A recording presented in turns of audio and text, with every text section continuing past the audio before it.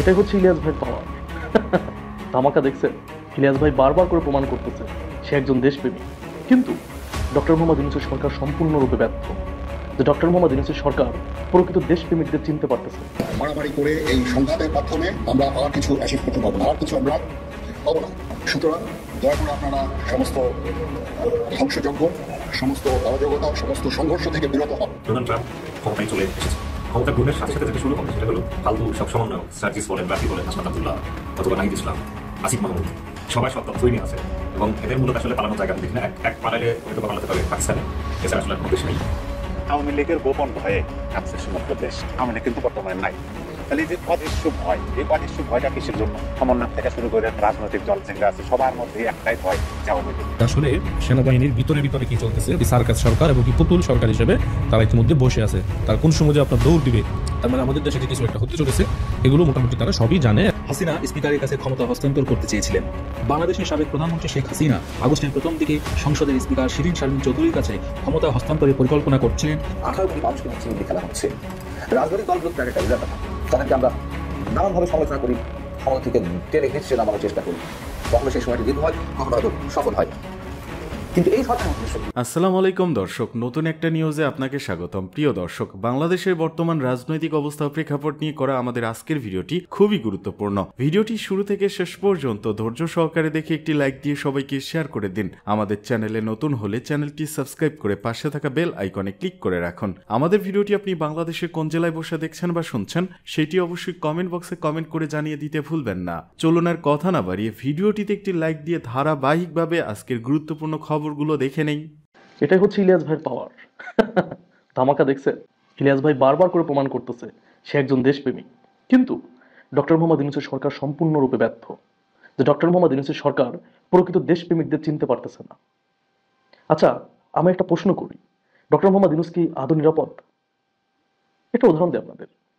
একটা পুকুরে একটা ইঁদুর পচে পড়ে আছে, ওইখান থেকে দুর্গন্ধ বেরোতেছে। তা এখন আপনি যদি চারপাশে স্প্রে করেন, যাই করেন, দুর্গন্ধ যাবে? সাময়িক সময়ের জন্য গেলে আবার গন্ধ শুরু হবে, হবে না? যদি দুর্গন্ধমুক্ত হইতে চান তাহলে কি করতে হবে? ওই পুকুর থেকে ইঁদুরটা তুলে ফেলতে হবে, পচা ইঁদুরটা। তাইলে আর গন্ধ কিন্তু চারিদিকে ছড়াবে না, একদম দুর্গন্ধমুক্ত হয়ে যাবে জায়গাটা। তেমনি ডক্টর মোহাম্মদ ইউনূসের সরকার বারবার করে চারিদিকে স্প্রে মারতেছে, আবার মানে কিছু সময়ের জন্য এটা দুর্গন্ধমুক্ত হইতেছে, আবার কিন্তু যা তাই হয়ে যাচ্ছে। ওই যে পচা ইঁদুরটা এখনো তুলে ফেলতে পারে নাই। এই রাষ্ট্রে এই যে সংস্কার করবে, হ্যান করবে, ত্যান করবে, কোনো কিছুই হবে না। ওই গোড়ায় প্রবলেম রেখে কিচ্ছু হবে না। এই যে ডক্টর মোহাম্মদ ইউনূসকে যারা নিরাপত্তা দিচ্ছে, মানে এসএসএফ এর যে আপনার এসএসএফ এর যে ডিজি, তার বাসায় আওয়ামী লীগের মানে কি বলবো, আওয়ামী লীগের নেতা কর্মীরা তার বাসায় আশ্রয় নিয়েছে, তাদেরকে নিরাপত্তা দিচ্ছে। আপনি জিনিসটা বুঝতে পারছেন? একটু একটু ডিপলি চিন্তা করেন তো। এটা ইলিয়াস ভাই প্রচার করছে, আপনারা দেখছেন। একটু ডিপলি চিন্তা করেন যে আওয়ামী লীগকে আমরা দেশ ছাড়া করলাম, দেশ ছাড়া করে ডক্টর মোহাম্মদ ইউনূসকে রাষ্ট্র পরিচালনার দায়িত্ব দিলাম। সেই ডক্টর মোহাম্মদ ইউনূসের যারা নিরাপত্তা নিশ্চিত করতেছে, তাদের বাসায় আওয়ামী লীগের নেতা কর্মীরা আশ্রয় নিয়েছে। তাহলে ডক্টর মোহাম্মদ ইউনূস কতটুকু নিরাপদ? এই যে বুঝতে পারতেছেন না সিন্ডিকেট কেন ভাঙতেছে না, তারপরে বিভিন্ন ধরনের ষড়যন্ত্র করেও কেন সফল হয়ে যাচ্ছে? একটা কারণেই, কারণ ডক্টর মোহাম্মদ ইউনূসকে তো সঠিক তথ্যগুলো কেউ দিচ্ছে না। কিভাবে দিবে? ওই যে যারা শেখ হাসিনা তাদেরকে নিয়োগ দিয়ে রেখে গেছিল, তারা এখনো বহাল তবিয়তে আছে। তো ওই যে পচা ইঁদুর রেখে তো আর ওই সংস্কার কিচ্ছু হবে না। বিএনপি যে জলদি নির্বাচন চাচ্ছে, আমি তো দোষের কিছু দেখি না। কারণ ডক্টর মোহাম্মদ ইউনূস নিজেই বলছে যে সময় এত স্বল্প ছিল, যেটার জন্য যাকে সামনে পাচ্ছে তাকে উপদেষ্টা বানানো হয়েছে। চিন্তা করা যায়, এটা কোনো কথা হইল? আপনারা বলেন। রাষ্ট্রের প্রধান সেই ধরনের কথা বলতে পারে? আর রাষ্ট্র চালানো কি ছেলে খেলা যে আপনি যাকে পাইলেন তাকেই বসাই দিলেন? তখন কি ইলিয়াস ভাই, পিনাকি দাদা, কনক সারোয়ার এদের মতো দেশপ্রেমিকদের চোখে পড়ে নাই? আপনার চোখের সামনে যাকে পাইছেন তাকেই বানাই দিয়েছেন উপদেষ্টা। এদের কেন চোখে পড়লো না আপনার? এরা তো প্রকৃত দেশপ্রেমিক। আজকে যাদেরকে উপদেষ্টা বানাইছেন তারা তো মানে স্বৈরাচারী শেখ হাসিনার বিরুদ্ধে সেভাবে অবস্থান নেয় নাই, তারা শুধু তেল মারছে শেখ হাসিনাকে, তেল মেরে সুযোগ সুবিধা নিছে। আজকে আপনাকে তেল মারতেছে, আপনিও তাদেরকে সুযোগ সুবিধা দিচ্ছেন। তবে দেশপ্রেমিককে আপনাকে চিনতে হবে। দেশপ্রেমিক আপনাকে চিনতে হবে যে বিএনপি নির্বাচন চাচ্ছে, বিএনপি রাইট আছে, কারণ আপনি নিজেই স্বীকার গেছেন যাকে সামনে পাইছেন তাকেই নিয়ে নিয়েছেন। রাষ্ট্র চালানো কিন্তু ছেলে খেলা না। চেয়ারটা দিয়ে দিলাম, রাষ্ট্র চলে গেল, নো, এভাবে রাষ্ট্র চলতে পারে না। আপনার কথার মাঝেই মানে এইটা প্রমাণিত হয়েছে যে আপনি ব্যর্থ। তো বিএনপি নির্বাচন চাচ্ছে, দোষের কিছু আমি দেখি না। হ্যাঁ, কারণ একটা রাষ্ট্র তো এইভাবে চলতে পারে না, অযোগ্য ব্যক্তিদের রাষ্ট্র চলতে পারে না, এটা নিজেই বলছে ডক্টর মোহাম্মদ ইউনূস। আর যে ইলিয়াস ভাই নিজের খেয়ে নিজের পড়ে এই যে গোয়েন্দা মানে সোর্সগুলো বের করে বিভিন্নভাবে প্রমাণ করতেছে, এই যে এসএসএফ এর যে ডিজি তাকে কি অপসারণ করা হয়েছে? এখনো অপসারণ করানো হয় নাই, সে অপসারণ হবেও না, কারণ তাকে অপসারণ করার মতো ক্ষমতা ডক্টর মোহাম্মদ ইউনূসেরও নাই। কারণ ডক্টর মোহাম্মদ ইউনূসের কাছে শুধু ওই চেয়ারটাই আছে, আর কিছুই নাই। ডোনাল্ড ট্রাম্প ক্ষমতায় চলে এসেছে, এখন শুধু সময়ের অপেক্ষা উনি কখন ক্ষমতা গ্রহণ করবেন। ক্ষমতা গ্রহণের সাথে সাথে যেটা শুরু হবে সেটা হলো, যদি এই যে ফালতু সব সমন্বয়ক সার্জিস বলেন, রাকিব বলেন, হাসনাত আব্দুল্লাহ অথবা নাহিদ ইসলাম, আসিফ মাহমুদ, আসিফ নজরুল, এরা তো আপনাদের কি মনে হয় না যে এদের সম্বন্ধে সব তথ্য এফবিআই বলেন বা সিআইএ বলেন তাদের নেওয়া নাই? অবশ্যই সবার সব তথ্যই নিয়ে আছে, এবং এদের মূলত আসলে পালানোর জায়গা আমি দেখি না। এক পালালে হয়তো পালাতে পারে পাকিস্তানে, এছাড়া আসলে আর কোনো দেশ নেই। আমার খুব ক্ষীণ ধারণা বা আমার খুবই যতটুকু মনে হয় যে সুইজারল্যান্ডেও ডক্টর ইউনূসকে আশ্রয় দেওয়ার কোনো চান্স আমি দেখি না। সুইজারল্যান্ড আসলে নিরপেক্ষ দেশ হিসেবেই নিজেকে বা নিজেদেরকে পরিচয় দিতে চায়, তো বাকিগুলার তো প্রশ্নই ওঠে না। তো মূলত যেটা হবে সেটা হলো যে তারা যদি বাংলাদেশে বসে কোনোভাবে ক্ষমতা ধরে রাখতে চায় তাহলে তাদের পরিস্থিতি খারাপ হবে, এবং সেজন্য আসলে ডোনাল্ড ট্রাম্প বলেন, সিআইএ বলেন, তাদের একটা আলাদা প্ল্যান আছে। আরেকটা জিনিস করতে পারে সেটা হলো যে তারা নিরাপত্তার সাথে বা নিরাপদে দেশ ত্যাগ করবে, এই শর্তে তাদেরকে ছেড়ে দেওয়া হতে পারে। তো আমার কাছে যতটুকু মনে হয় যে তারা দ্বিতীয় শর্তেই যাবে, কারণ অত বড় বুকের পাটা তাদের নাই যে আওয়ামী লীগের সঙ্গে টেক্কা মারবে বা ছাত্রলীগের সঙ্গে টেক্কা মারবে। তো আমাদেরকে মূলত আসলে এই প্রথম 7 দিন খুব গুরুত্বের সাথে দেখতে হবে যে পরিস্থিতি কোন দিকে যাচ্ছে। আমার মনে হয় প্রথম 7 দিনের মধ্যেই দেখবেন যে একে একে সমন্বয়কদের ভিতরে কোন একটা অঘটন শুরু হয়ে গেছে বা শুরু হয়ে যাবে। খুবই স্বাভাবিক, জীবনের ভয় বলেন, জীবনের নিরাপত্তা বলেন, জানের ভয় বলেন, সবারই আছে। তো যখনই উপর মহল থেকে চাপ আসা শুরু হবে তখন আসলে মাল্টি অ্যাকশনের চাপ আসতে শুরু করবে। একটা হলো পৃথিবীতে ইউএসএ যা বলে সেটাই হয়, সেখানে সেই যে ক্ষমতায় বসে থাকুক। আর ডোনাল্ড ট্রাম্প মূলত যুদ্ধ, বিগ্রহ এগুলো পছন্দ করেন না, উনার স্ট্র্যাটেজি আলাদা, এবং উনার সঙ্গে চীনের একটা আসলে দ্বন্দ্ব আছে বা একটা দ্বন্দ্ব আছে। খুবই স্বাভাবিক যে জো বাইডেন পন্থী এদের মদতপুষ্ট ইউনূস, তারপরে আপনার সার্জিস আলম, হাসনাত আব্দুল্লাহ, এটা আসলে টিকতে পারবে না। এদের সময় ম্যাক্সিমাম 10 দিন, 20 তারিখ থেকে আপনার জানুয়ারির শেষ পর্যন্ত, এবং তারপরে তাদেরকে তল্পিতল্পা ঘটাইতে হবে। যদি খুব ব্যতিক্রম কোনো কিছু ঘটে তাহলে হয়তো তারা ক্ষমতায় টিকে যাবে, আদারওয়াইজ তাদেরকে পালাতে হবেই। এবং দেশে যদি থাকে তারা আসলে রাষ্ট্রদ্রোহী মামলায় ফেসে যাবে, যার সর্বোচ্চ শাস্তি আসলে মৃত্যুদণ্ড। এবং তারা একে একে যতগুলা অপরাধ করছে বা করে যাচ্ছে এই সবগুলোর বিচার হবে। একটা কথাই শুধু বলি, আলী রিয়াজ উনি মূলত নিজের কবর নিজেই খুঁড়ে গেছেন। উনি বাংলাদেশে এসে মাতব্বরি করে সংবিধানে হাত দিয়েছেন। সংবিধান অনির্বাচিত কোনো প্রার্থী পরিবর্তন করতে পারে না। সংবিধানের কোনো ধারা পরিবর্তন করতে হলে তার সুনির্দিষ্ট কিছু আইন আছে, সুনির্দিষ্ট কিছু নিয়মের মধ্যে দিয়ে সংবিধান পরিবর্তন করতে যেতে হয়। তারা সেগুলো মানেন নাই। সো এটা আসলে পরিণতি অনেক অনেক ভয়ঙ্কর, অনেক অনেক ভয়ানক। আওয়ামী লীগের গোপন ভয়ে কাঁপছে সমগ্র দেশ।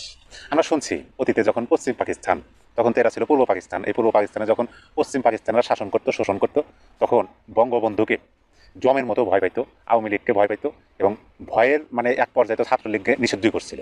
ফলাফলে কি হয়েছে? ফলাফলে তারা বিতাড়িত হয়েছে, স্বাধীন সার্বভৌম আমরা একটা রাষ্ট্র পাইছি। তারপরে দীর্ঘদিন অতিবাহিত হলো, কিন্তু বর্তমান সময়ে এসে দেখতেছি যে এই আওয়ামী লীগকে ব্যাপক ভয় পেতেছে। কিসের ভয়? ওই যে বললাম না যে আওয়ামী লীগের গোপন ভয়ে কাঁপছে সমগ্র দেশ। গোপন মানে জানি না, মানে কিসের ভয় জানি না। অথচ দেখেন বাংলাদেশের এখন আনাচে কানাচে যে কোনো জায়গায় দেখবেন আওয়ামী লীগ নাই, আর ছাত্রলীগকে তো তারা তো নিষিদ্ধ করছে। দেখেন যখন আওয়ামী লীগ সরকার ক্ষমতায় ছিল তখন কিন্তু তারা ভয় পাইতো। কিসে ভয় পাইতো? জামাত ইসলামকে ভয় পেত। জামাতে ইসলাম পাকিস্তানকে সমর্থন করে, এরকম তারা বলতো। জামাতে ইসলাম মানে তাদেরকে নিষিদ্ধ করা লাগবে, হ্যান করা লাগবে করছিল, কিন্তু ফলাফলে কি হয়েছে দেখেন, এখন সর্বোচ্চ ভালো পজিশনে কিন্তু জামাত ইসলামই আছে, আওয়ামী লীগ কিন্তু বর্তমানে নাই। তাহলে এই যে অদৃশ্য ভয়, এই অদৃশ্য ভয়টা কিসের জন্য? এখন দেখেন যে আপনি মানে সমন্বয় থেকে শুরু করে সরকারের যারা আছে তাদের থেকে শুরু করে রাজনৈতিক দল যেগুলো আছে সবার মধ্যে একটাই ভয় যে আওয়ামী লীগকে ফিরে আসতে দেওয়া যাবে না। একজন এই গণ অধিকার পরিষদের নেতা তিনি তো বলল যে এই দেশে আওয়ামী লীগের কবর রচিত হয়েছে, তারা জীবনে আর ফিরে আসতে পারবো না। আর মানে তিনি করতেছে, তিনি বিশ্বাস করতেছে, আমি বিশ্বাস করি সামনে নির্বাচনে আওয়ামী লীগ অংশগ্রহণ করতে পারবে না। মানে কি যে ভয়, আওয়ামী লীগ অংশগ্রহণ করলে তাদের কি সমস্যা? একটা গণতান্ত্রিক দেশে গণতান্ত্রিকভাবে সুষ্ঠু নির্বাচন হলে পরে জনগণ ভোট দিব, সেখানেও তাদের কাছে দিব না। আর একটা কথা কিন্তু মুরব্বীদের মুখে শোনা যায়, আগে নাকি বলতো যে শুধুমাত্র আওয়ামী লীগ ঠেকাও, মানে নির্বাচনের সময় এই আলোচনাগুলো হইতো। এই যে অদৃশ্য ভয়, কিসের ভয়? আওয়ামী লীগকে তারা কেন এত ভয় পায়?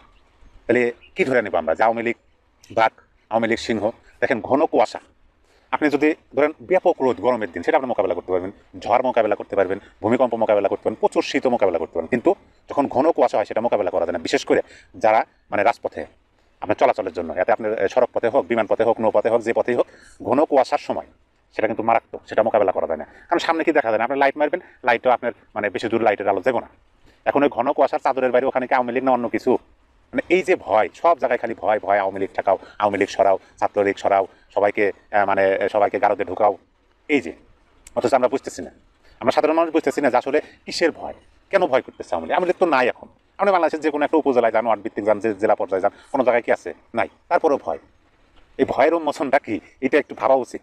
আওয়ামী লীগকে তারা কেন ভয় পায়? হয়তো পাইছিল পাকিস্তানের মনে, কিন্তু ভয় পায় তো কাজ হয় নাই। আওয়ামী লীগ ঠিকই তাদের যে মানে দেশকে স্বাধীন করা, বাংলাদেশের মানুষকে স্বাধীন সার্বভৌম একটা রাষ্ট্র উপহার দেওয়া, সেটা কিন্তু করছে তারা। এখন এই 24-এর আন্দোলনে আওয়ামী লীগকে ক্ষমতাচ্যুত করছে করে একদম মানে অনেকে বলতেছে আওয়ামী লীগের কবর রচিত হয়েছে, আওয়ামী লীগ আর ফিরতে পারবো না 50 বছর, 100 বছর, 200 বছর, 20 বছর, 30 বছর। তাহলে যদি নাই ফিরতে পারে তাহলে এত ভয় কিসের? তারা তো নাই এবং তারা ফিরতে পারবে না, এটাও শুনি। তারা বর্তমানে নাই এবং তারা ফিরতে পারবো না, তাহলে এত ভয় কিসের? এত ভয় পাই কেন? আমি এটা মানে নিরূপণ করতে পারি নাই। আপনারা পারেন কিনা তাহলে কমেন্টে জানাবেন। দ্য হিন্দুর দাবি, হাসিনা স্পিকারের কাছে ক্ষমতা হস্তান্তর করতে চেয়েছিলেন। বাংলাদেশের সাবেক প্রধানমন্ত্রী শেখ হাসিনা আগস্টের প্রথম দিকে সংসদের স্পিকার শিরীন শারমিন চৌধুরীর কাছে ক্ষমতা হস্তান্তরের পরিকল্পনা করছিলেন এবং সামরিক বাহিনী পরিস্থিতি স্থিতিশীল করার জন্য লকডাউন নিশ্চিত করার কথা হয়, যাতে ক্ষমতা হস্তান্তর করা যায়। এক প্রতিবেদনে দ্য হিন্দু এই তথ্য জানিয়েছে।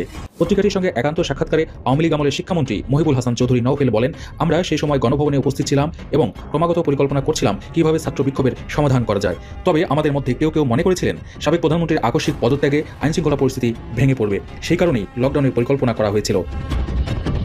2024 সালে ছাত্র বিক্ষোভকারী নেতাদের সঙ্গে আলোচনা পরিচালনা করেছিলেন বাংলাদেশের প্রাক্তন শিক্ষামন্ত্রী মহিবুল হাসান চৌধুরী নওফেল। তিনি বলেন, 2024 সালের জুলাইয়ের প্রথম সপ্তাহে ঢাকার পরিস্থিতি নাটকীয়ভাবে পরিবর্তিত হয় যখন শেখ হাসিনা চীনে রওনা হন এবং তার সরকারের বিরুদ্ধে একটি পূর্ণাঙ্গ ছাত্র নেতৃত্বাধীন আন্দোলন তীব্র বিক্ষোভের রূপ ধারণ করে। ছাত্ররা যখন এক দফা দাবি শেখ হাসিনার পদত্যাগ দাবি করে, তখন চৌধুরীকে শেখ হাসিনা বৈষম্য বিরোধী ছাত্র আন্দোলনের ছাত্র সমন্বয়কারীদের সাথে আলোচনা করতে বলেছিলেন। পরে অবশ্য ছাত্র বিক্ষোভ তীব্র থেকে তীব্রতর হয়ে উঠলে চৌধুরী আত্মগোপনে চলে যান। তিনি সাক্ষাৎকারে বলেন, আগামী দিনে ইউনূসের নেতৃত্বাধীন অন্তর্বর্তী সরকারের ভবিষ্যৎ নির্ভর করবে মার্কিন যুক্তরাষ্ট্রের আগত ডোনাল্ড ট্রাম্প প্রশাসনের মনোভাবের উপর। তিনি মনে করিয়ে দেন, বাংলাদেশের নিরাপত্তা পরিস্থিতিকে অন্যান্য সংঘাতপূর্ণ অঞ্চলের, বিশেষ করে পশ্চিম এশিয়ার ঘটনাবলী থেকে বিচ্ছিন্নভাবে দেখা উচিত নয়। তবে তিনি শঙ্কা প্রকাশ করে বলেন, সিরিয়া ও ইরাকের মতো ইসলামিক চরমপন্থীদের জন্য বাংলাদেশ যেন নতুন আবাসে পরিণত না হয়, যেগুলো গত এক দশকে ঘাঁটি হিসেবে কাজ করেছিল। হিজবুত তাহরির এবং জামায়াতে ইসলামী বাংলাদেশের মতো চরমপন্থী গোষ্ঠীগুলোর সম্প্রসারিত ঘাঁটি সম্পর্কে তিনি সতর্ক করেন। তিনি গত কয়েক মাস ধরে হিজবুত তাহরিরের ক্রমবর্ধমান প্রভাবের দিকে ইঙ্গিত করে বলেন, এই সংগঠনটি 11 জানুয়ারি বাংলাদেশে একটি ইসলামী রাষ্ট্র প্রতিষ্ঠার আহ্বান জানিয়েছিল, তাই এই জাতীয় দলগুলোকে বিচ্ছিন্নভাবে দেখা উচিত নয়। সেনাবাহিনী ইতিমধ্যে আপনার অনেকটা চাপের মধ্যে রয়েছে, কিন্তু তারা সেটি কিন্তু প্রকাশ করতেছে না। আমরা জনগণ তাদের ভিতরের খবর কিন্তু কেউ জানতে পারতেছি না যে আসলে সেনাবাহিনীর ভিতরে ভিতরে কি চলতেছে, বা তারা যে বলেছিল সর্বপ্রথম, বিশেষ করে সেনাপ্রধান ওয়াকারুজ্জামান, উনি একটি কথা বলেছিল যে আমি কিন্তু দেখিনি বা আমি জানিও না যে শেখ হাসিনা ভারত চলে গেছে। কিন্তু আপনার ভারতের সেনাপ্রধান যে বক্তব্য ইতিমধ্যে দিয়েছে, তার কথা থেকে স্পষ্ট প্রমাণ হয় যে 5 তারিখে সেনাপ্রধান, বাংলাদেশের সেনাপ্রধান এবং কি ভারতের সেনাপ্রধান উভয় পক্ষ আপনার একটি যোগাযোগ ছিল এবং কি তারা যোগাযোগ রক্ষা করেছিল বাংলাদেশের সাথে, যাতে করে শেখ হাসিনাকে আপনার কোনো আক্রমণের শিকার হতে না হয়, তাকে সেফভাবে আপনার ভারতে পাঠিয়ে দেওয়া হয়। বিশেষ করে 5 তারিখে যেই আন্দোলন বা গণভবনমুখী যেই মানুষের যাত্রা ছিল, সেটি চাইলে কিন্তু আপনার সেনাবাহিনী ট্যাকেল দিতে পারত। আজকের কেন জানি মনে হচ্ছে যে এই 5 তারিখের ঘটনার সাথে আমার মনে হয় যে সেনাবাহিনীরও অনেকটা যোগ সাজেশ রয়েছে, বা তারাও উপরের পক্ষ থেকে, মানে উপর মহলের পক্ষ থেকে তারাও কিছু একটা কাজ করেছে এবং কি শেখ হাসিনা সরকারের বিরুদ্ধে তারাও অবস্থান নিয়েছিল। এরকমটা আমার কেন জানি মনে হয়, এটা আমার ব্যক্তিগত মতামত। কিন্তু এতদিন পর মানুষ জানতে পারলো যে 5 তারিখে বাংলাদেশের সেনাপ্রধান, তারপর হচ্ছে ভারতের সেনাপ্রধান, উভয় দেশের সেনাপ্রধানের আপনার মোটামুটি আপনার একটি কানেকশন ছিল, তারা সেটি পর্যবেক্ষণ করেছে। কিন্তু সেনাপ্রধান বলেছিল বাংলাদেশের ওয়াকারুজ্জামান একটি সাক্ষাৎকারে অডিও বার্তায় যে আমি শুনেছি যে প্রধানমন্ত্রী শেখ হাসিনা উনি ভারতে চলে গেছেন, যদি উনি এখানে অবস্থান করতেন তাহলে জুডিশিয়াল কিলিংয়ের শিকার উনি হতেন, তার মানে ওনার প্রাণনাশের একটি আশঙ্কা সেখানে ছিল। এটি কিন্তু সেনাপ্রধান বলেছে। আর এতদিন পর আমরা জানতে পারলাম কি যে 5 তারিখে সেনাপ্রধানের সাথে আপনার যোগাযোগ ছিল ভারতের সেনাপ্রধানের, তার মানে আমাদের দেশে যে কিছু একটা হতে চলেছে এগুলো মোটামুটি তারা সবই জানে এবং কি বোঝে। এবং কি তারা এটাও বলেছে, বিশেষ করে সেনাপ্রধান 5 তারিখে এই কথাও বলেছে যে আজ থেকে বাংলাদেশের মানুষের জানমাল নিরাপত্তা দেওয়ার দায়িত্ব আমাদের এবং কি আমরা সেটি নিশ্চিত করব। কিন্তু এখনও পর্যন্ত বাংলাদেশের যে পরিস্থিতি, এই পরিস্থিতিতে এখন পর্যন্ত সেনাপ্রধান কিন্তু চোখে পড়ার মতন দায়িত্ব পালন করতে পারেনি, বা বাংলাদেশের মানুষের জান এবং কি মাল উভয়টারই তারা নিরাপত্তা দিতে ব্যর্থ হয়েছে। এবং এই সেনাবাহিনীকে ইতিমধ্যে চৌকিদার, যেটি আমরা গ্রাম পুলিশ বলে থাকি, এই সেনাবাহিনীকে ইতিমধ্যে তাদের পদমর্যাদায় নিয়ে গেছে এই অবৈধ ইউনূস সরকার। তার মানে আমরা ধরেই নিতে পারি যে এরকম একটি, তারা বলেছিল না যে আপনার ক্যান্টনমেন্টে তারা মিটিং করেছিল, এর সাথে হয়তো সেনাপ্রধান জড়িত জড়িত ছিল, তাদের যোগসাজশ এরকম হয়েছে। আর যাই হোক, মানে বাংলাদেশের সাথে ভারতের সেনাপ্রধানের একটি আপনার যোগাযোগ রক্ষা মানে তারা করেছে, এবং কি বাংলাদেশের পরিস্থিতি সম্পর্কেও কিন্তু তারা অবগত ছিল। কিন্তু ওই দিন আপনার শেখ হাসিনাকে আপনার সরিয়ে দেওয়ার জন্য তারা প্ল্যান করেছিল, কারণ তাদের যেই কথোপকথন বা দুদেশের সেনাবাহিনীর যেই কথা হয়েছে সেখানে কিন্তু এটি আমরা বুঝতে পারি কিছুটা হলেও, এবং কি ভারতের সেনাপ্রধান যে বক্তব্য দিয়েছে ইতিমধ্যে তার কথা থেকেও কিন্তু এগুলো স্পষ্ট হয়ে যায় যে আসলে ওই দিন আমাদের বাংলাদেশে একযোগে আপনার জঙ্গি হামলা চালানো হয়েছে, এবং কি রাষ্ট্রপ্রধানকে সহ আপনার মেরে ফেলার জন্য একটি চক্রান্ত 5 তারিখে বাংলাদেশে হয়েছিল, এবং কি এটি আপনার ভারত বুঝে গিয়েছিল যে শেখ হাসিনাকে যে কোনোভাবে হোক নিরাপদে সরিয়ে যাতে আনা যায়। আপনারা হয়তো কিছুদিন পর এগুলো জানতে পারবেন, সে পর্যন্ত অপেক্ষা করতে হবে বাংলাদেশে কী ঘটেছিল 5 তারিখে এবং কী কী ষড়যন্ত্র হয়েছে। হয়তো আমরা এখনও সব কিছু দোয়াশা সব কিছুই আমরা জানতে পারতেছি না, যা শুনতেছি তাই আমরা মানে বিশ্বাস করতেছি, কিন্তু অবশ্যই একদিন না একদিন সেটি আপনার প্রকাশিত হবে, এবং কি সেটি দ্রুত সময়ের ভিতরে হবে বলে আমরা মনে করি। সে পর্যন্ত অপেক্ষা করতে হবে। তার মানে সেনাবাহিনীর এই বার্তা থেকে বোঝা যায় যে তাদের অবশ্যই 5 তারিখে ভারতের সাথে একটি হট কানেকশন ছিল বা যোগাযোগ ছিল, এবং কি জনগণকে সেটি বুঝতে দেয়নি। সেনাপ্রধান বলেছে উনি পদত্যাগ করেছেন, আসলে উনি পদত্যাগ করেননি। রাষ্ট্রপতি বলেছেন যে আমি পদত্যাগপত্র পাইনি। সকল কথার মধ্যে কিন্তু আপনার দোয়াশার জাল এখনও কিন্তু আপনার বাধা। তার মানে আপনি এখনও কিছু ফাইনালি বলতে পারতেছেন না। তার মানে আপনি বলতেও পারতেছেন না যে শেখ হাসিনা বাংলাদেশের প্রধানমন্ত্রী না, উনি এখনও বাংলাদেশের কনস্টিটিউশন এবং কি বাংলাদেশের সংবিধান অনুযায়ী এখনও উনি বাংলাদেশের প্রধানমন্ত্রী হিসেবে কিন্তু বহাল আছে। যদিও আপনারা বলতে পারেন যে তারা কীভাবে এসে সরকার গঠন করলো, এই সরকারের কিন্তু ম্যান্ডেট বা এই সরকারের কিন্তু স্বীকৃতি আমাদের সংবিধান দেয় না বা আমাদের দেশের আইনও দেয় না। এটা আপনি বলতে পারেন যে একটি সার্কাস সরকার এবং কি পুতুল সরকার হিসেবে তারা ইতিমধ্যে বসে আছে। তার কোন সময় যে আপনার দৌড় দিবে ওই মানে সময়টাও কিন্তু তারা আপনার করে পাইব না। আপনারা দেখতে থাকেন সামনে পরিস্থিতি কী হয়। আমাদের একজন প্রধান উপদেষ্টা আছেন, বিশ্ব সেরা অর্থনীতিবিদ, অন্যতম অর্থনীতিবিদ, আমাদের প্রধান উপদেষ্টা অধ্যাপক ডক্টর মোহাম্মদ ইউনূস। তিনি এলে দেশের ব্যবসা বাণিজ্যের উন্নতি হবে, দেশের অর্থনৈতিক অবস্থা ভালো হবে, আমরা তো অনেকেই আশা করেছিলাম। কিন্তু এখন কি অবস্থা? ব্যবসায়ীরা বলছেন যে খুবই নাজুক অবস্থায় রয়েছে দেশের অর্থনীতি। এটি ব্যবসায়ীদের বলতে হবে না, দেশের অর্থনীতিবিদদের বলতে হবে না, সাধারণ মানুষ আমরা বুঝতে পারছি। এবং ব্যবসায়ীদের অনেকে বলছেন 34 বছরের মধ্যে ব্যবসা বাণিজ্যের অবস্থা এরকমটা হয়নি দেশে, এবং এও শোনা যাচ্ছে যে প্রবৃদ্ধির ধার কমে গেছে, ব্যক্তি খাতে বিনিয়োগ কমে গেছে। কি করছে এই সরকার? ব্যবসায়ীরাই বলছেন যে প্রশাসনিক এবং প্রাতিষ্ঠানিক সংস্কারে সরকার যতটা মনোযোগ দিচ্ছে, যতটা গুরুত্ব দিচ্ছে, আসলে গুরুত্ব কতটা দিচ্ছে তাও তো আমরা জানি। এর পিছনে উদ্দেশ্য কী রয়েছে? সংস্কার সমস্যা শব্দগুলো এখন ষড়যন্ত্রে পরিণত হয়ে গেছে। আমি তেমন কিছু আলোচনা করব না, শুধু একজন অর্থনীতিবিদ, একজন ব্যবসায়ী, যারা এই সরকারের সমর্থক, এই সরকারের শুভাকাঙ্ক্ষী, তাদের বক্তব্যগুলো আপনাদের সামনে তুলে ধরবো ছোট করে। গত শনিবার একটা অনুষ্ঠান ছিল রাজধানীতে, শ্বেতপত্র প্রণয়ন কমিটি 2024 আয়োজিত শ্বেতপত্র প্রণয়ন কমিটি। আমাদের একটু শব্দটার দিকে খেয়াল রাখা দরকার। এই শ্বেতপত্র প্রণয়ন কমিটির প্রধান ছিলেন দেশের অন্যতম অর্থনীতিবিদ ডক্টর দেবপ্রিয় ভট্টাচার্য। তার সেই শ্বেতপত্র প্রণয়ন কমিটি 2014 আয়োজিত শ্বেতপত্র এবং অতঃপর অর্থনৈতিক ব্যবস্থাপনা সংস্কার জাতীয় বাজেট শীর্ষক একটি আলোচনা ছিল। সেইখানে দেশের অন্যতম শীর্ষ ব্যবসায়ী অ্যাপেক্স ফুটওয়্যার লিমিটেডের পরিচালক সৈয়দ নাসিম মঞ্জুর সম্পর্কে আপনারা জানেন, বা তাদের এই ব্যবসা প্রতিষ্ঠান সম্পর্কেও জানেন, এবং আরও ভালো করে পরিচয় দিতে গেলে তার বাবা সৈয়দ মঞ্জুর ইলাহি চৌধুরী, তিনি তত্ত্বাবধায়ক সরকারের সাবেক উপদেষ্টা। তার ছেলে সৈয়দ নাসিম মঞ্জুর বলছেন, আমরা অর্থনৈতিক অস্বস্তি এবং নিরাপত্তা অভাব বোধ করছি, আর অভ্যন্তরীণ এবং আন্তর্জাতিক বাজারে বিনিয়োগকারীদের নেতিবাচক মনোভাব রয়েছে। আমি 34 বছর ধরে বাংলাদেশে ব্যবসা করি, এমন টানাপোড়েন আমার পুরো ব্যবসায়িক সময় পাইনি, দেখিনি। তার মানে কি 34 বছর মানে 90 থেকে, তাই তো? 90 আগে কে ছিল? সামরিক শাসক জেনারেল এরশাদ ছিল। তখনকার ব্যবসা বাণিজ্য কী ছিল আমরা কম বেশি জানি। অর্থাৎ আমরা 34 বছর পেছনে চলে গেলাম, দেশের অর্থনীতি এতটাই নাজুক। এবং ইতিহাসের নজির স্থাপন করে অর্থ বছরের মাঝামাঝি সময় এসেছে ভ্যাট বাড়ানো হয়েছে শতাধিক পণ্যের উপরেও। তুমুল সমালোচনার মুখে হয়তো কিছু কিছু পণ্যের উপর থেকে নতুন আরোপিত ভ্যাট প্রত্যাহার করা হয়েছে, কিন্তু সরকার তো বলেছিল যে সাধারণ মানুষের উপর কোনো প্রভাব পড়বে না। একবারে রাজনৈতিক বক্তব্য। এটা নাকি জনগণের সরকার, জনগণের বিন্দু মাত্র কোনো ভালো মন্দ বিবেচনা না করে একের পর এক সিদ্ধান্ত নিয়ে যাচ্ছে। এবং সেই জায়গা থেকেই শ্বেতপত্র প্রণয়ন কমিটির প্রধান ডক্টর দেবপ্রিয় ভট্টাচার্য কি বলছেন, আমরা বিস্মিত হয়েছি এটা দেখে যে কীভাবে অবিবেচনাপ্রসূতভাবে মূল্য সংযোজন কর বা ভ্যাট বাড়ানো হলো। দেবপ্রিয় ভট্টাচার্য বলছেন, প্রশাসনিক ও প্রাতিষ্ঠানিক সংস্কার যতটা মনোযোগ পাচ্ছে, অর্থনৈতিক ব্যবস্থাপনা ততটা মনোযোগ পাচ্ছে না। অনেকেই বলছেন অর্থনৈতিক ক্ষেত্রে এই সরকার আগের সরকারের মতোই কাজ করছে। এই মুহূর্তে অর্থনৈতিক পরিস্থিতির স্থিতিশীলতা, প্রবৃদ্ধির ধারা, কর্মসংস্থান, দারিদ্র্য বিমোচন এবং সামাজিক সুরক্ষা যদি নিশ্চিত করতে না পারি, তাহলে আমরা যারা সংস্কারকে গতিশীল করতে চাই তারা ধৈর্য হারা হয়ে যাবেন। সংস্কারের পক্ষের মানুষগুলো অর্থনৈতিক অস্বস্তি ও নিরাপত্তার অভাব থেকে সুষম সংস্কারের পক্ষে সরে যেতে পারে। দেবপ্রিয় ভট্টাচার্য বলছেন আরও যে সামাজিক সুরক্ষা বিশৃঙ্খলা অবস্থার মধ্যে পড়ে গেছে। এই সরকার কী ধরনের অর্থনৈতিক উত্তরাধিকার রেখে যাবে, এই প্রশ্ন তুলছেন এই অর্থনীতিবিদ। আরও অনেক কথা বলেছেন, সেগুলো আমরা সাধারণ মানুষ হয়তো বুঝবো না, হয়তো অনেকে বুঝতে পারি, কিন্তু কঠিন কঠিন শব্দের দিকে যাওয়ার দরকার নেই। ডক্টর দেবপ্রিয় ভট্টাচার্য তার বক্তব্যের মাঝখানেই বলে ফেলেছেন যে আমরা যারা সংস্কার কর্মসূচিকে সমর্থন করছি তারাই হয়তো পিছনে পড়ে যাব। আমি শুরুতে বলছিলাম যে সংস্কার এখন ষড়যন্ত্রের শব্দের প্রতিশব্দ হয়ে দাঁড়িয়েছে। এই যে নানান জায়গায় সংস্কারের কথা বলা হচ্ছে, গত 5-5.5 মাসে কি সমস্যা করেছেন, কোথায় একটা জায়গায় ইতিবাচক চেঞ্জ এনেছেন আমাদেরকে দেখাতে হবে। এবং এই সরকারের সমালোচনা করলে অনেকে বলেন, আরে ভাই ভালোটা নিয়ে আলোচনা করেন। ভালোটা কি, ভালোর ডেফিনেশনটা কি, আর সংস্কার কি উদ্দেশ্যে সামনে নিয়ে এসে মোলা ঝুলিয়ে রেখেছে এই সংস্কারের বিষয়গুলো তা আমরা জানি না। মানে পুরো দেশের 18 কোটি মানুষকে নিয়ে ছিনিমিনি খেলা হচ্ছে।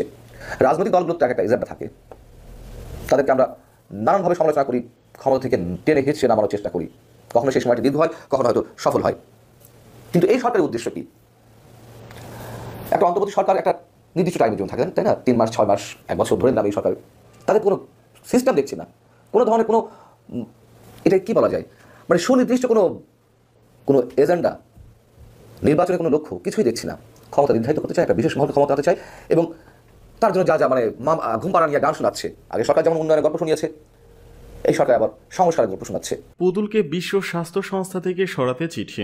দুর্নীতি মামলার আসামি শেখ হাসিনা কন্যা সাইমা ওজেদ পুতুলের বিশ্ব স্বাস্থ্য সংস্থার আঞ্চলিক পরিচালক পদে থাকার যৌক্তিকতা নিয়ে প্রশ্ন তুলেছে দুর্নীতি দমন কমিশন দুদক। এ বিষয়ে প্রয়োজনীয় ব্যবস্থা নিতে পররাষ্ট্র মন্ত্রণালয় চিঠি দিচ্ছে সংস্থাটি। রোববার এ চিঠি পাঠানো হয়েছে বলে দুদক সূত্রে জানা গেছে। এর আগে গত 15 জানুয়ারি দুর্নীতির মাধ্যমে বিশ্ব স্বাস্থ্য সংস্থার আঞ্চলিক পরিচালক পদে নিয়োগ পাওয়ার বিষয়ে সাইমা ওজেদ পুতুলের বিরুদ্ধে অনুসন্ধানের সিদ্ধান্ত নেয় দুদক। 2024 সালে ফেব্রুয়ারিতে বিশ্ব স্বাস্থ্য সংস্থার দক্ষিণ পূর্ব এশিয়ার আঞ্চলিক পরিচালক পদে নিয়োগ পান সাইমা ওজেদ পুতুল। দুদক বলছে, সাবেক প্রধানমন্ত্রী শেখ হাসিনা ক্ষমতার প্রভাব খাটিয়ে পুতুলকে নিয়োগ দেন। এর আগে ক্ষমতার অপব্যবহার ও দুর্নীতির মাধ্যমে পূর্বাঞ্চলে প্লট বর্ধনের অভিযোগে সাবেক প্রধানমন্ত্রী শেখ হাসিনা ও মেয়ে পুতুলের বিরুদ্ধে মামলা করে দুর্নীতি দমন কমিশন দুদক। এই মামলায় জাতীয় গৃহায়ন ও গণপূর্ত মন্ত্রণালয় এবং রাজুকের 14 কর্মকর্তাকেও আসামি করা হয়েছে। এদিকে গত বছরের 30 অক্টোবর প্রধান উপদেষ্টার প্রেস উইং জানায়, আর্থিক ও ফৌজদারি মামলা থাকায় পুতুলের মাধ্যমে বিশ্ব স্বাস্থ্য সংস্থার সাথে কাজ করতে চায় না বাংলাদেশ সরকার। তাই এখন থেকে তার পরিবর্তে WHOর সাথে সরাসরি কাজ করতে সংস্থাটিকে চিঠি দেওয়া হয়েছে। এদিকে পিলখানা হত্যাকাণ্ড, বিস্ফোরক মামলায় 2.5 শতাধিক আসামির জামিন। পিলখানা হত্যাকাণ্ডের ঘটনায় বিস্ফোরক আইনের মামলায় 2.5 শতাধিক আসামি জামিন পেয়েছেন। কেরানীগঞ্জ কেন্দ্রীয় কারাগারে স্থাপিত অস্থায়ী আদালতে রোববার শুনানি শেষে এই আদেশ দেন ঢাকার বিশেষ ট্রাইব্যুনাল 1-এর বিচারক ইব্রাহিম মিয়া। আসামিদের পক্ষে শুনানি করেন আইনজীবী আমিনুল ইসলাম, মোহাম্মদ পারভেজ হাসান ও ফারুক আহমদ। রাষ্ট্রপক্ষের কৌশলী বোরহান উদ্দিন জামিনের বিরোধিতা করেন। বোরহান উদ্দিন বলেন, কতজন জামিন পেয়েছেন তা এখনো নিশ্চিত হতে পারেনি আমরা। রাষ্ট্রপক্ষ ও আসামি পক্ষ কেউই জানে না, তবে 2.5 শতাধিক জামিন পেয়েছেন। এর মধ্যে হত্যা মামলায় যারা খালাস পেয়েছিলেন এবং ওই মামলায় পরবর্তী হাইকোর্টে 15 জনের সাজা বাড়ানো হয়েছিল। তাছাড়া যারা খালাস পেয়েছিলেন তারা জামিন পেয়েছেন। এদিকে আসামিদের স্বজনরা সকাল থেকেই কারাগারের মূল ফটকের সামনে অবস্থান করছেন। প্রিয়জনদের জামিনের জন্য তাদের প্রার্থনা করতে দেখা গেছে। 2009 সালের 25 ও 26 ফেব্রুয়ারি ঢাকার পিলখানায় সীমান্তরক্ষী বাহিনীর সদর দপ্তরে বিদ্রোহের ঘটনায় 57 সেনা কর্মকর্তা সহ 74 জন নিহত হন। দেশের গণ্ডি পেরিয়ে আন্তর্জাতিক অঙ্গনে আলোড়ন তোলে এই ঘটনা। সেই বিদ্রোহের পর সীমান্ত রক্ষা বাহিনী বিডিআর-এর নাম বদলে যায়,